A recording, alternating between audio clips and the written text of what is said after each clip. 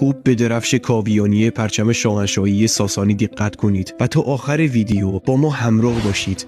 جالبه که بدونید هیچ کشوری از رنگ بنفش در پرچمش استفاده نکرده است، چون تا دهه 1800 میلادی قیمت 1 گرم رنگ بنفش از 1 گرم طلا هم گرانتر بوده. علت ارزشمند بودنش هم این بود که در سالهای گذشته این رنگ فقط از یک نوع حلزون خاص تهیه میشد که فقط در بخشی از کشور لبنان وجود داشت و برای تهیه 1 گرم رنگ بنفش به 10,000 حلزون نیاز بود. به همین دلیل هیچ کشوری نمیتوانست پرچمش را به این رنگ در بیاورد. رنگ بنفش تا سالها نماد خاندان سلطنتی بریتانیا بود و هیچ کس حق استفاده از آن را نداشت. اما نکته جالب اینجاست که شاهنشاهی ساسانی حدود 1500 سال پیش از رنگ بنفش در درفش کاویانی که پرچم آخرین شاهنشاهی ایران قبل از اسلام بود استفاده می‌کرد. حالا شما بگید رنگ مورد علاقتون چیه؟ و اگه به تاریخ ایران علاقه دارید پیج تاریخ پارسی رو فالو کنید.